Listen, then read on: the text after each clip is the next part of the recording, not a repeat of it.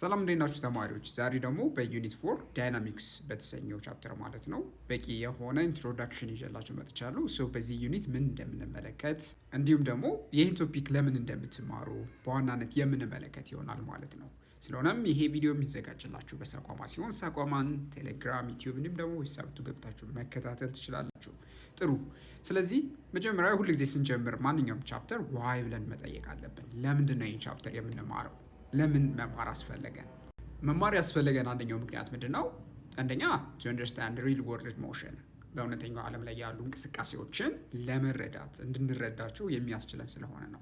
ለምሳሌ ከኒውተንስ ክራድል ለምሳሌ ብትወስዱ ኳሶች ለምን ባውንስ ያደርጋሉ? እንዲሁም ደግሞ ከሆነ ለምሳሌ ከፍታ ላይ የሚወድቅ አፕል በምትመለከቱበት ጊዜ ያንን ሞሽን ዲስክራይብ ለማድረግ ለምን ወደቀ የሚለውን ነገር ለመረዳት ዋይ የሚለውን ዋይ ኦብጀክትስ ሙቭ የሚለውን ነገር ሪል መንስኤውን ለመረዳት የምንችልበት ነገር ስለሆነ ዳይናሚክስ መማራችን ለዚህ ይጠቅመናል ማለት ነው።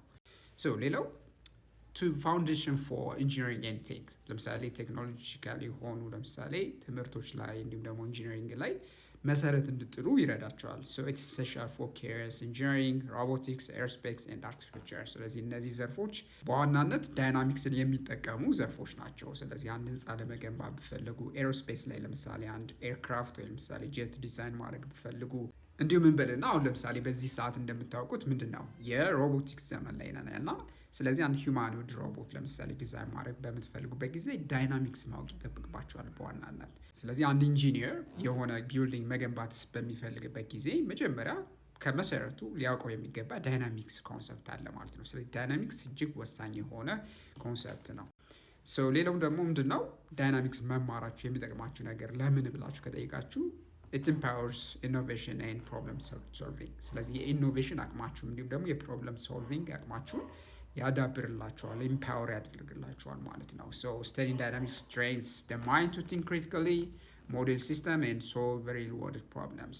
ስለዚህ አእምሮአችሁን ክሪቲካሊ በምክንያት እንድታስቡ እንዲሁም ደግሞ ሲስተሞችን ሞዴል እንድታደርጉ በተጨማሪም ደግሞ ሪል ወርልድ ፕሮብለሞችን ሶልቭ እንድታደርጉ ይረዳችኋል። ታዲያ በፊዚክስ ውስጥ ሞሽን ኢትስ አን ኢምፖርታንት ኤለመንት ኢን ስተዲንግ ፊዚክስ። ፊዚክስን በምናጠናበት ጊዜ አንድ ወሳኝና ኢምፖርታንት የሆነ ኤለመንት ነው። ለምሳሌ አንድ የሚሽከረከር መኪና በምትመለከቱበት ጊዜ እንዲሁም ደግሞ ወፎችን በሚበሩበት ጊዜ ለምሳሌ አንድ ሯጭን በምታዩበት ጊዜ እንዲሁም ደግሞ አንድ ባስኬትቦልን ለምሳሌ በምትመለከቱት ጊዜ የሚያደርጉት እንቅስቃሴ ምንድን ነው?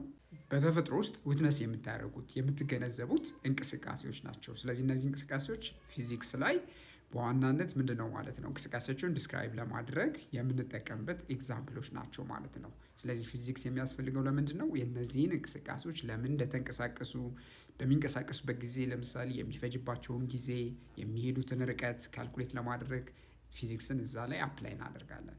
ታዲያ ሞሽንን ከየት እስከ የት ዲስክራይብ እናደርጋለን ማለት ነው።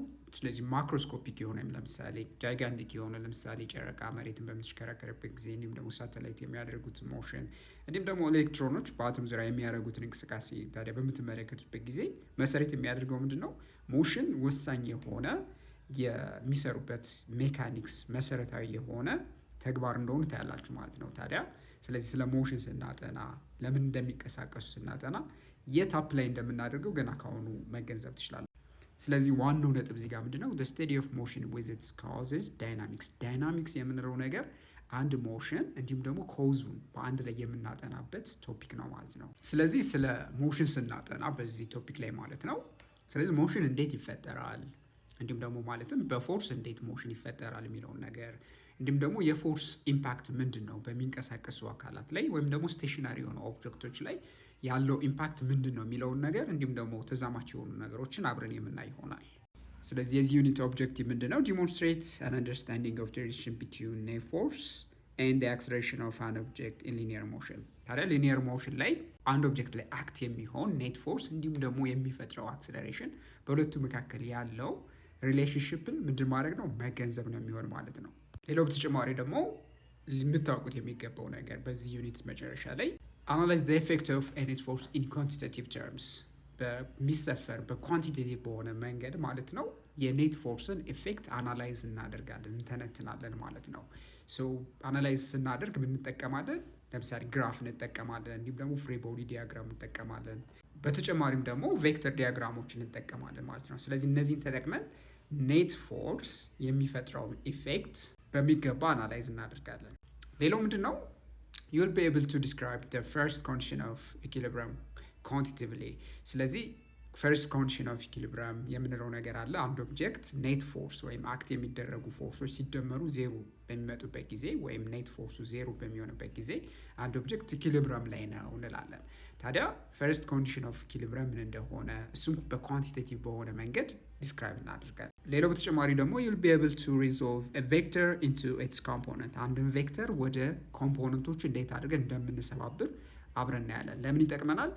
የተለያዩ ፕሮብለሞችን በምንሰራበት ጊዜ ማለት ነው ቬክተር ሪዞሉሽን አስፈላጊ ሆኖ እናገኘዋለን በዚህ ዩኒት ላይ። ስለዚህ ስለ ቬክተር ሪዞሉሽንም ሪቫይዝ እናደርጋለን። በተጨማሪም ደግሞ አፕላይ እናደርገዋለን። በጣም ጥሩ። ሌላው ደግሞ you'll be able to demonstrate an understanding in quantitative and qualitative terms of concepts of work, energy transformation and power። ስለዚህ ሌላ ደግሞ በኳንቲቴቲቭ እና ኳሊቴቲቭ ዲሞንስትሬት የምናደርገው አንደርስታንድ የምናደርጋቸው የምንገነዘባቸው ኮንሰፕቶች አሉ። ወርክ እንዲሁም ደግሞ በተጨማሪ ኤነርጂ እንዲሁም ደግሞ ኤነርጂ ትራንስፎርሜሽን ኤነርጂ ከአንድ ፎርም ወደ ሌላ ፎርም በሚቀየርበት ጊዜ ማለት ነው። በተጨማሪም ደግሞ ፓወር። እነዚህን የተሰኙት ቶፒኮችን በሁለት መንገድ እናያለን። በኳሊቴቲቭ እና ኳንቲቴቲቭ ተርም እናያቸዋለን። ሌላው በተጨማሪ ደግሞ you'll be able to design and carry out experiments and solve problems involving energy transformations and the law of conservation of energy። ስለዚህ ኢነርጂ ትራንስፎርሜሽን እንዲሁም ደግሞ ኮንዘርቬሽን ኦፍ ኢነርጂን የተመለከቱ ማለት ነው ኤክስፐሪመንቶችን እንዲሁም ደግሞ ፕሮብለሞችን ሶልቭ የምናደርግበት እንዲሁም ደግሞ ኤክስፐሪመንቶችን እንዴት አድርጋችሁ ዲዛይን እንደምታደርጉ በደንብ የምትመለከቱበት ይሆናል ማለት ነው በዚህ ዩኒት ላይ። ሌላው ደግሞ you'll be able to realize the momentum is an inherent property of moving objects። ስለዚህ የሚንቀሳቀሱ ኦብጀክቶች ኢንሄረንት የሆነ ውስጣዊ የሆነ ባህሪ ያላቸው ይሄ ኢንሄረንት ፕሮፐርቲ የምንለው ወይም ሞመንተም ማለት የምንለው ማለት ነው ምን እንደሆነ ዲስክራይብ እናደርገዋለን ማቴማቲካሊ። በዋናነት ግን ሪያላይዝ የምታደርጉት የሚንቀሳቀሱ ኦብጀክቶች በሙሉ ሞመንተም አላቸው የሚለውን ነገር ትገነዘባላችሁ በዚህ ዩኒት ላይ ማለት ነው። ሌላው በተጨማሪ you'll be able to express the relationship between impulse and momentum። ሌላው ምንድነው? ከሞመንተም ጋር የተገናኘ ኢምፐልስ የምንለው ኮንሰፕት አለ። በሁለቱ መካከል ያለውን ኤክስፕሬሽን ማለትም ሪሌሽንሽፕ ኤክስፕሬስ ማድረግ ትችላላችሁ። ዩኒት 4 ላይ የምናያቸው በዋናነት እነዚህን ኮንሰፕቶች ይሆናል ማለት ነው። ታዲያ ዩኒት 4ን እስከ መጨረሻው ከኔ ጋር አብረን እንቀጥላለን።